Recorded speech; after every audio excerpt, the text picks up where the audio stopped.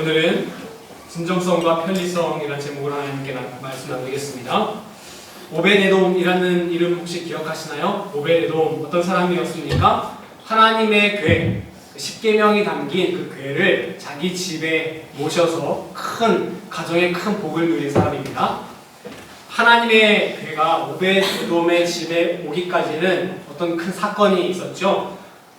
먼저 다윗이 이 궤를 다윗성 자기 집으로 옮기려고 했어요. 근데 그 옮기는 과정에서 떨어질 뻔한 하나님의 십계명을 손으로 잡았다가 우사라는 사람이 죽임을 당합니다. 하나님의 벌을 받은 거예요. 제가 저번 주에 아효라고 잘못 말씀드렸는데 아효는 그 반대편에서 같이 하나님의 궤를 옮기던 사람이었고 우사라는 사람이 죽임을 당합니다. 다윗이 이것 때문에 너무 두려워서 하나님의 궤 가져오기를 포기해요.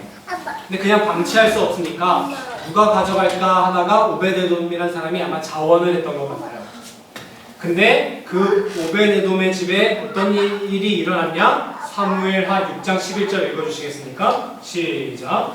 여호와께서 오벳에돔과 그의 온 집에 복을 주시니라. 네, 복을 받았다는 거예요. 여기서 우리는 성경이 우리에게 꼭 가르쳐주고자 하는 이 진리를 잊지 말고 되새겨야 합니다. 무엇이냐? 하나님은 여러분에게 복을 주시기 원하는 분이라는 겁니다. 하나님 어떤 분이시냐? 복을 주시는 분이다 라는 겁니다. 이 진리를 우리가 꼭 붙들어야 합니다. 물론 다윗에게 일어난 일처럼 우리 삶에는 이해할 수 없는 그런 억울하게 어려운 일들 일어납니다. 그래서 하나님을 내 중심에 모시는 것이 오히려 손해가 되고 피해가 되는, 피해보는 일이 생기는 것 같다고 느껴질 때가 있습니다. 이런 것 때문에 자꾸 하나님은 복을 주시는 분이야, 하나님은 내게 복을 주기를 원하셔, 이 믿음이 자꾸 흐려지게 되면 다윗처럼 어떻게 돼요? 하나님을 내 중심에 모셔오기를 중단하게 되는 거예요. 하나님의 말씀이 내게 가까이 올수록 점점 신앙이 우리 가정의 중심이 될수록 우리 집안에 안 좋은 일이 일어나네, 손해보는 일이 자꾸 생기네, 이렇게 말이죠. 하지만 여러분, 신앙을 우리 가정 중심에 가져오기를 주저하지 마십시오. 오늘 성경은 우리에게 얘기하고 있는 거예요. 오벳에돔의 집을 봐라. 하나님의 말씀이 중심에 올 때 그 가정에 복이 내린다. 여러분, 하나님은 여러분에게 복을 주시는 분이라는 것, 이 진리를 꼭 붙드시기 바랍니다. 다윗은 한번 하나님의 궤 가져오기를 포기하는데 다시 한번 일어나서 하나님의 궤를 결국 다윗성으로 가져옵니다. 어떤 계기가 있었을까? 무엇 때문일까? 사무엘하 6장 12절을 한번 읽어주시겠습니까? 시작. 어떤 사람이 다윗에게 아뢰되 여호와께서 하나님의 궤로 말미암아 오벳에돔의 집과 그의 모든 소유에 복을 주셨다 한지라. 다윗이 가서 하나님의 궤를 기쁨으로 메고 오벳에돔의 집에서 다윗 성으로 올라갈세. 여기 보면 다윗이 셈이 났던 것 같아요. 저 복 내가 받아야 되는데 조금 치사한 것도 같아요. 그렇죠? 이거 복 내리네 하고 자기가 가져온 거니까. 하지만 분명한 건 다윗 마음에 뭐가 확고해졌다는 거예요. 두려운 일 가끔 생기고 억울한 일 생기지만 그럼에도 하나님은 복이시구나. 하나님을 내 중심으로 모실 때 복이 임하는구나, 이걸 깨달았기 때문에 다윗이 다시 한번 힘을 내서 하나님의 궤를 자기에게 가져왔다는 것이죠. 민수기 6장 24절. 여호와는 내게 복을 주시고 너를 지키시기 원하며, 마태복음 7장 11절. 너희가 악한 자라도 좋은 것으로 자식에게 줄 줄 알거든 하물며 하늘에 계신 너희 아버지께서 구하는 자에게 좋은 것으로 주시지 않겠느냐. 다시 한번 강조하겠습니다. 하나님은 여러분 가정에 복을 주시는 분이십니다. 여러분에게 복을 내리시기 원합니다. 이 진리를 붙드시고 하나님을 가까이 두시기를, 또 신앙이 여러분의 삶의 중심이 되는 것을 두려워하지 마십시오. 꺼려하지 마십시오. 주저하지 마십시오. 여러분 중심에 하나님 말씀과 신앙, 예배를 모시는 주저하지 않는 여러분 되시기를 축원합니다. 다윗은 이 삶의 이 무게중심을 하나님께 두기 위해서 무엇을 옮겼다고요? 하나님의 궤를 옮겼어요. 그러면 우리는요? 우리는 우리의 삶의 무게중심을 하나님께 두기 위해서 무엇을 옮겨야 할까요? 물리적인 무엇인가 있으면 그냥 옮기겠는데 이거 무엇을 옮겨야 할까요? 바로 예배를 옮겨야 합니다. 예배. 다윗 시대에 하나님의 괴가 의미하는 바는 무엇이었냐? 하나님의 임재였어요. 하나님의 임재. 여러분, 여러분의 삶에 오늘날 하나님의 임재는 무엇을 의미합니까? 예배를 의미합니다. 예배가 여러분의 삶에 임하시는 하나님의 임재를 의미합니다. 우리는 우리의 삶에 예배를 중앙으로 모셔와야 합니다. 한국에 있을 때 독일인의 시간관리법이라는 책을 읽은 적이 있어요. 독일인의 시간관리법. 지금 생각하면 안 살 것 같아요. 독일인의 시간관리법 하면 맨날 그 기차 지연되는 것만 하는 건가? 이런 생각 들어서 안 살 것 같은데 우리 뭐 환상이 있잖아요. 우리가 그래서 읽었어요. 자기계발서였는데 그래도 한 가지 참고할 만한 점이 뭐였냐면 시간 계획을 세울 때 공간을 정리하는 것처럼 하라는 거예요. 시간을 공간처럼 정리하라는 거예요. 뭐냐면 공간 정리할 때 우리가 무작정 깨끗하게 하지 않잖아요. 어떻게 합니까? 나름대로의 기준을 세우고 중요한 것 손에 가까운 데를 정리하고 또 같은 것 위주로 분류하고 이렇게 하잖아요. 아무리 깨끗하더라도 뒤죽박죽 섞어 놓으면 일의 효율이 떨어지고 문제도 생기고 잃어버리는 것도 생기는 게 마련이잖아요. 그러니까 기준이 중요하다는 거예요. 시간도 마찬가지라는 거죠. 예를 들면 여러분 취미 활동을 할 수 있는 방이 하나 있다고 생각해 보십시오. 그 방 한가운데에 소파가 있고 홈시어터가 있으면 그 사람은 아무래도 영화 한 편 더 볼 거예요. 그 가운데에 첼로가 딱 놓여 있으면 아무래도 한 번 더 연습하겠죠. 제 아내가 그 재봉틀 취미가 있는데 1년 같이 살았는데 한 2번 본 것 같아요. 근데 이번에 또 그 신이 와가지고 하나 하더라고요. 근데 이런 말 하더라고요. 그러니까 많이 하고 싶은데 만약에 딱 이 재봉틀 기계가 책상에 항상 딱 올려놓아져 있으면 진짜 자주 할 것 같다고. 근데 이제 공간이 없으니까 어디 빼놓으니까 말이죠. 그러니까 공간을 어떻게 구성하느냐에 따라서 그 사람의 삶이 달라진다는 거죠. 시간도 마찬가지라는 거예요. 우리에게는 일주일 168시간이 있습니다. 그 일주일 168시간을 여기저기 배치를 하는 거죠. 그런데 그 168시간 중에 가장 중심에 어떤 시간을 배치할 것인가?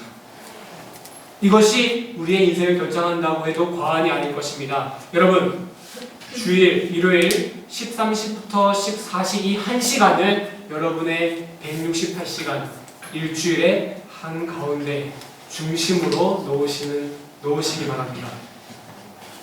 다윗이 하나님에게를 이스라엘 정중앙, 자신의 삶의 터전 정중앙 다윗성에 놓았던 것처럼 여러분의 일주일의 중심에 지금 이 1시간을 두시는 여러분 되시기를 간절히 축원합니다. 그러면 현실적으로 어떻게 이 시간을 여러분 우리 일주일의 중심에 둘 수 있을까요?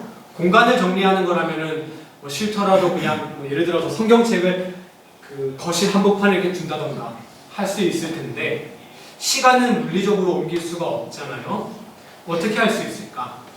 오늘 성경 이야기 중에 이해할 수 없는 그 이야기, 어떤 이야기였죠?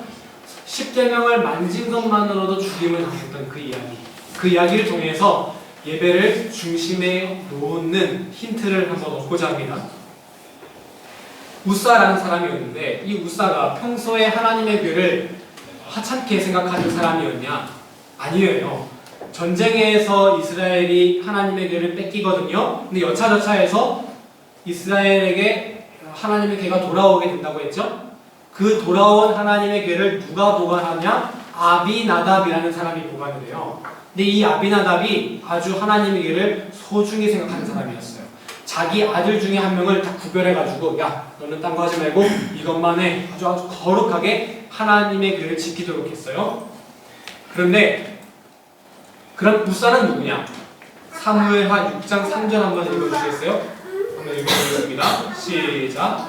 하나님의 괴를 슬프게 하시고 산에 있는 아비나답의 집에서 나오는데 아비나답의 목사와 아이와 모세스를 보니라. 목사가 누구라고요? 아비나답의 아들이래요. 하나님의 교회를 소중하게 여겨서 자기 맏아들을 구별해서 아주 하나님의 교회를 지킬 만큼. 그러니까 이 우사도 20년 넘게 그걸 보면 자란 사람이에요. 그러니까 얼마나 소중하게 생각했습니까? 그래서 다윗이 하나님의 교회 양 옆에 누구를 배치시킨 거예요? 다윗이 아교와 우사를 배치시킨 거겠죠. 우사는 하나님의 교회를 극진히 모셨던 사람입니다. 그러면 이 죽음이 더 이해되지 않아요. 왜 우사는 하나님의 벌을 받아야 했을까? 여기서 우리는 다 이해할 수 없겠지만 힌트를 찾아볼 수 있는 부분이 있는데요. 우사가 그 떨어지는 돌판을 잡다가 잡은 거거든요. 떨어져서 왜 돌판에 떨어졌을까? 6장 6절에 있습니다. 왜 돌판에 떨어졌나? 6장 6절 시작.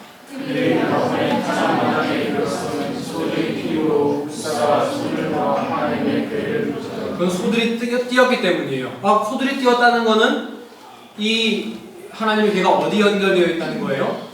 수레에, 소들이 끄는 수레에 연결된다는 거죠. 3절 보여주면 새 수레를 모니라. 그렇죠? 수레를 몰았다. 그렇죠? 하나님의 교회를 수레에 실었다는 것이 문제가 아니었어요. 왜요? 하나님의 교회는 본래 사람이 직접 어깨에 매도록 되어 있었기 때문이에요. 민수기 4장 15절 한번 보시겠습니까? 시작. 민수기 예. 네. 그 신명기로 되어 있나요? 요건 맞네요. 읽어주시겠어요? 이게 제가 민수기입니다. 시작.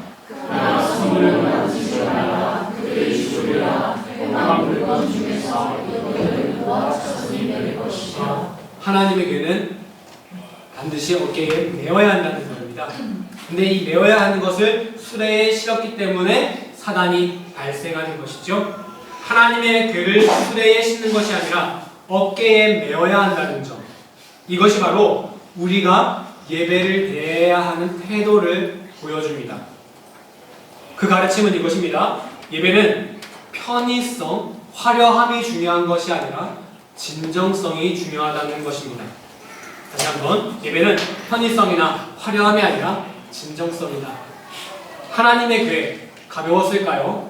굉장히 무거웠을 거예요. 돌판도 엄청 컸을 거고 궤가 있고 그 위에 천사로 모양으로 되어 있는 장식도 있잖아요.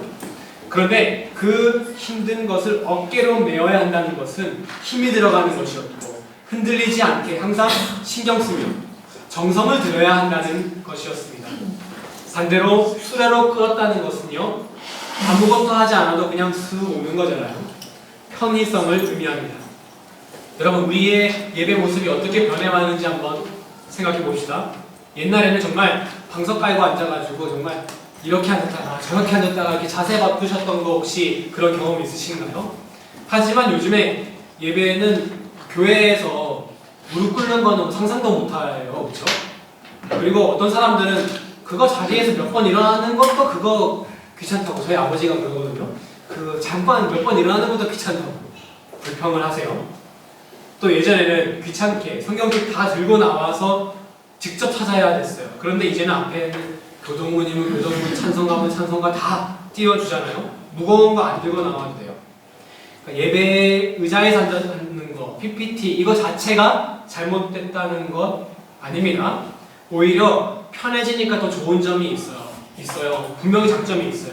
그 편안함으로 어떤 하나님의 그런 평안함, 그것도 우리가 간접적으로 체험할 수도 있고요. 또 훨씬 새신자 초대하기도 쉬울 거고요. 문제는 예배가 점점 편리해져 가다 보니까 예배 주체가 누구인지 헷갈리기 시작했다는 거예요.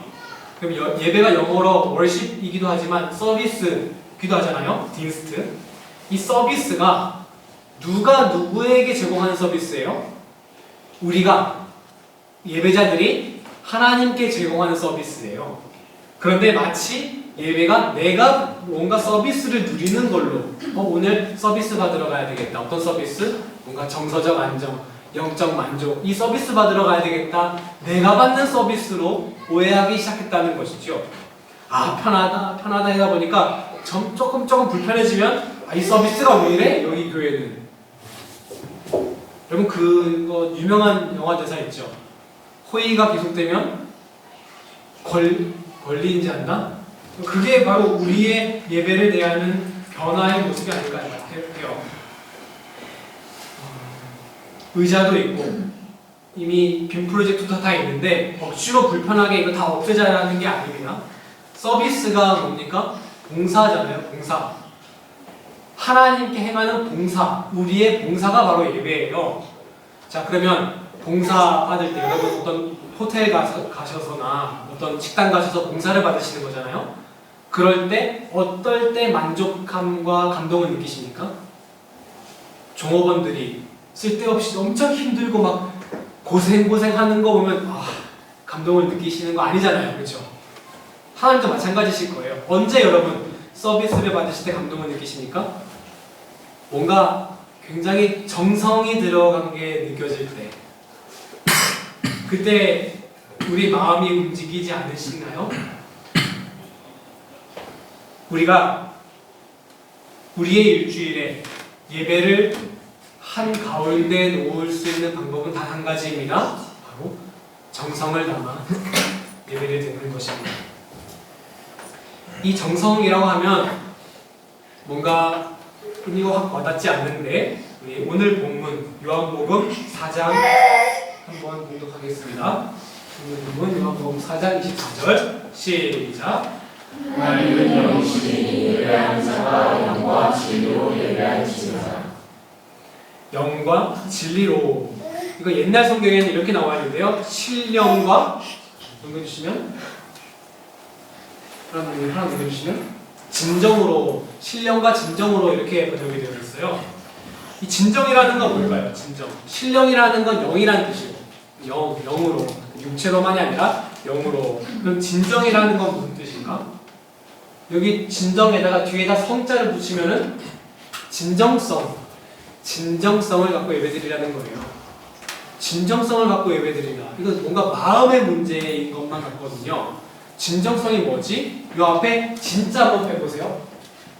정성이에요. 다 똑같은 말이에요. 진정으로, 진정성 갖고 정성을 다해서 예배드리는 거. 여러분 혹시 예배 드리기에 어려움이 있으신가요? 특히 우리 어린 아이들 보시면서 예배 드리는 분들이 계시잖아요. 집중하기도 쉽지 않고 힘드실 거예요. 그럼에도 말씀 들으시며 앉아 계신 그 정성을 하나님께서 너무너무 기뻐하실 줄 믿습니다.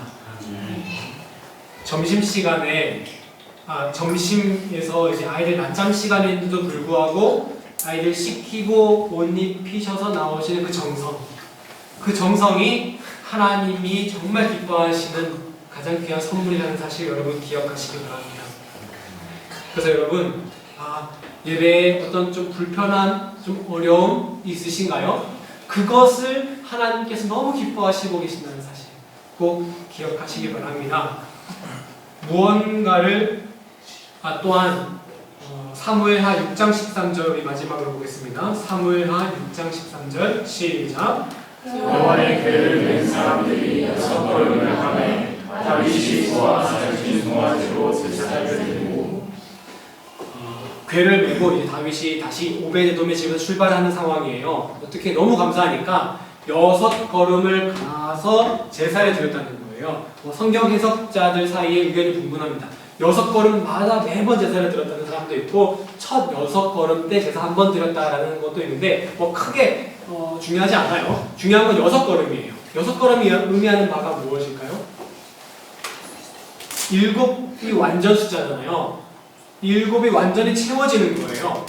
여러분, 하나님이 세상을 며칠 동안 창조하셨습니까? 7일 동안 창조하셨는데 하나님이 일하시는 거 보면 6일이죠. 6일 동안 하나님이 일하시고 마지막 7째 날은 쉬셨어요. 무슨 뜻이냐면 하나님께서 모든 것을 완벽하게 다 만들어 놓으신 다음에 마지막 한 걸음은 우리를 위해 남겨놓으셨다는 거예요. 완전한 하나님이 우리에게 다 오시지만 마지막 한 걸음, 하나님을 만나는 그 마지막 7번째 걸음, 그 정성이 우리에게 필요하다는 것이죠. 여러분, 예배 시간에 하나님이 이렇게 우리를 만나러 오실 때 마지막 한 걸음 나아가 하나님을 맞이할 수 있는 정성 담긴 예배를 우리가 함께 드리기를 원합니다. 그래서요, 저번 주에 말씀드렸던 우리 교회 실천 목표, 첫 번째는 예배를 매상 깊숙이고, 두 번째는 정성을 한 가지씩. 단자 여러분 주보 있으신가요? 주보 한번 다 봐주시겠어요? 예배의 정성 한 가지 담아보기인데요. 예배의 정성 한 가지 담아보기.